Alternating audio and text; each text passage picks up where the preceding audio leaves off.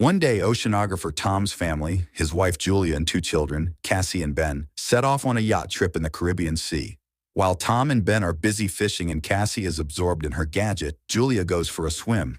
Suddenly, something unsettles her. Julia looks around, but the sea remains as calm as ever. However, she feels a distinct sense of dread, as though something large and dangerous is circling around. At the same time, the instruments on the yacht start acting strangely, but Tom, preoccupied with fishing, pays no attention to them. Meanwhile, Julia feels worse and eventually begins to drown. She screams, but the family doesn't hear her. The water seems to shift and pull her farther from the yacht.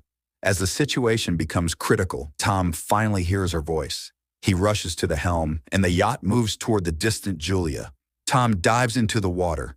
With the children's help, they pull her aboard and revive her. Tom is angry, as he always asks that swimmers notify the others when going into the water. Julia apologizes and the incident is soon forgotten. Besides, the family has a reason to celebrate. Today is their son Ben's 13th birthday.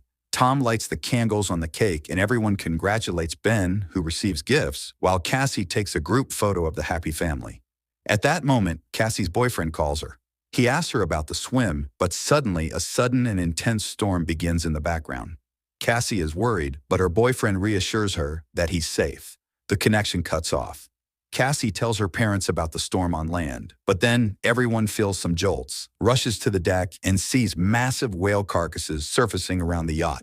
Tom explains that sometimes whales get disoriented during storms, but these animals are pushing the yacht, threatening their safety. Tom dives into the water and soon returns aboard, injured. While trying to figure out what's going on, he cut himself on the propeller. Julia stitches up the cut on her husband's shoulder, and he explains that the yacht's shafts seem bent, likely from a tail strike. Now they're unlikely to be able to sail away. Later, Cassie tries to reestablish communication, but there's no signal. The radio isn't picking up any signals either. Tom begins calculating their supplies. There's enough water for about 4 days, no more, but they're on a shipping route, so someone is bound to find them. However, ominous sounds come from outside, and when the family steps out onto the deck, they see glowing objects falling from the sky. They fall closer and closer, and Tom, taking a risk, starts the engine. He manages to steer the yacht away from the next meteorite, but the engine is finally damaged. The next object falls so close that the family can see they are artificial satellites of Earth. A strong wind starts blowing, and the instruments go haywire. The terrified family hides inside the yacht, which is being tossed by the waves. They put on life jackets and prepare for the worst when a strange, ringing sound is heard, causing nosebleeds and nausea. Tom tries to signal for help with a flare gun, but it's all in vain. The family barely survives the night. In the morning, they were relieved to find themselves alive, but there's a gaping hole in the side of the yacht, and it's unclear why they're still afloat. The family goes outside and freezes in amazement. The water is gone, and their boat is standing on a rocky outcrop in the middle of a stony desert where the ocean once was. Sometime later, Tom tries to reassure his family, saying that not everyone could have perished. He takes measurements and realizes that the compass is lying. North isn't where it's supposed to be. This means the Earth's poles have shifted. Such a thing has happened on Earth before, but a long time ago.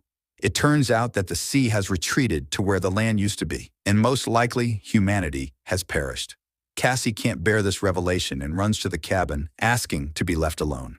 Julia goes to inventory the remaining supplies, while Ben releases a bunch of colorful balloons into the sky, hoping survivors will come to their aid. Meanwhile, Tom turns on the radio, sending out distress signals. Unexpectedly, he hears a response. It's from Nalto, the captain of a small submersible. They were deep underwater when the catastrophe happened, and that's why they survived. However, all communication systems have failed, and expecting help is futile.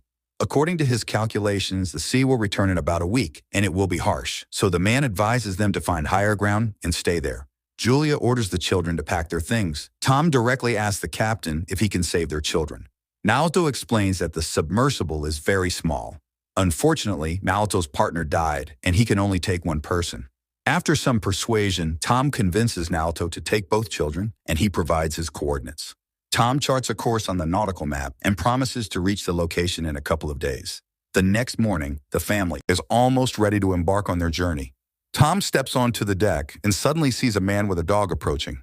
He walks toward him and greets him, but notices that the man is injured. He offers the traveler some water.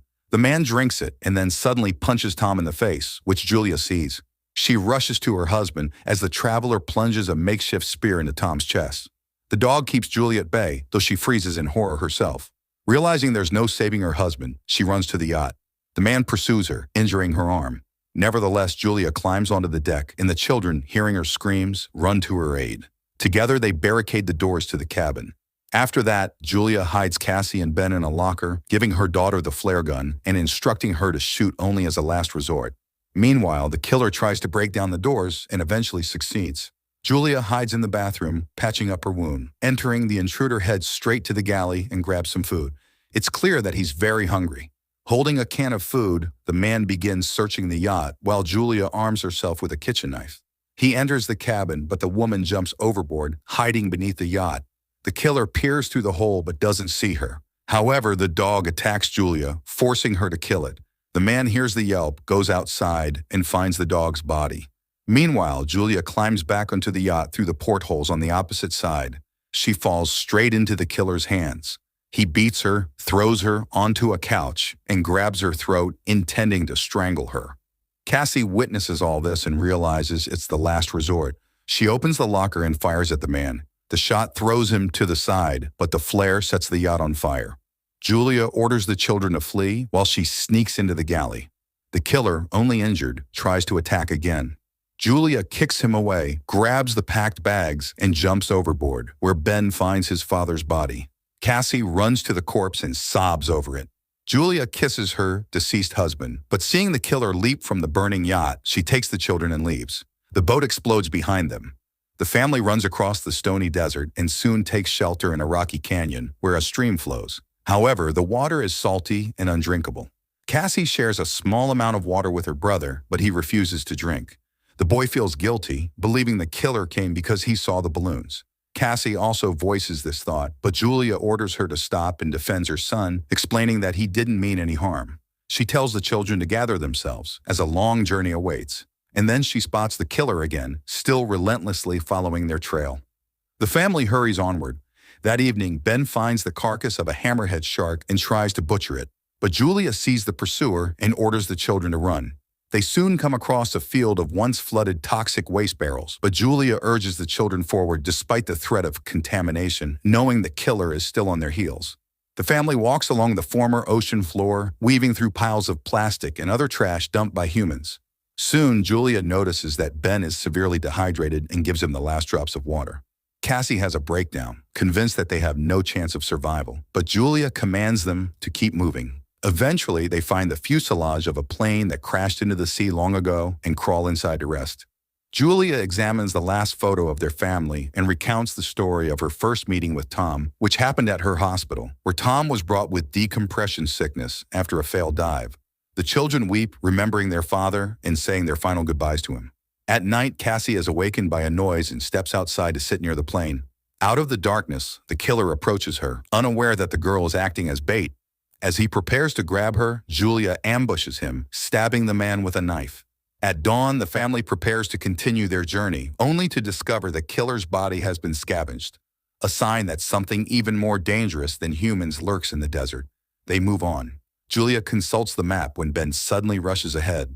His mother yells for him to stop, but the boy sprints toward a salty puddle and manages to drink a few gulps. Julia drags him away, but the boy becomes sick. Soon, they come across some plastic chairs and build a makeshift shelter from the sun, resting inside it.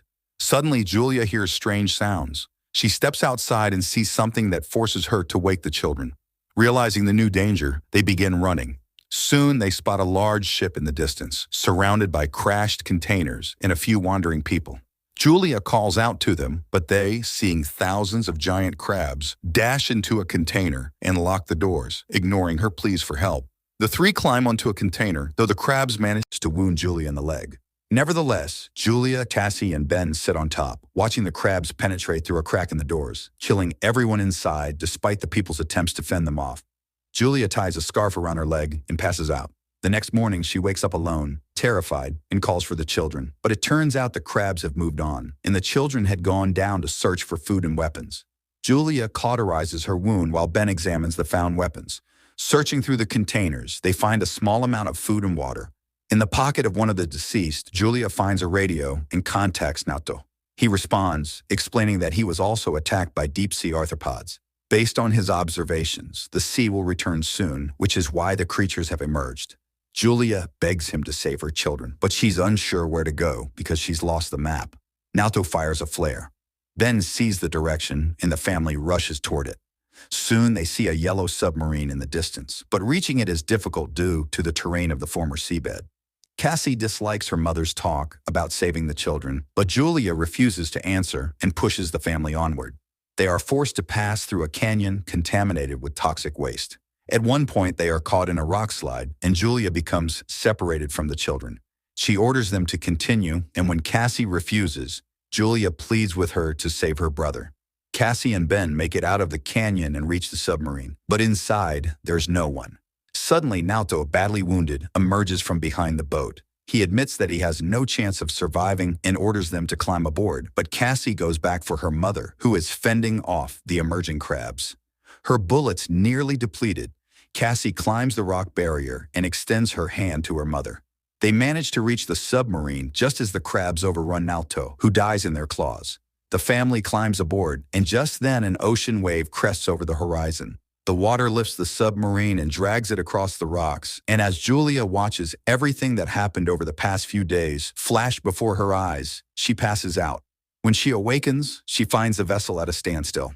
Julia opens the hatch, and the family emerges to find themselves in a ruined city, carried there by the wave. Despite a great concept, the film failed to make an impact, largely due to the many mistakes made by its creators.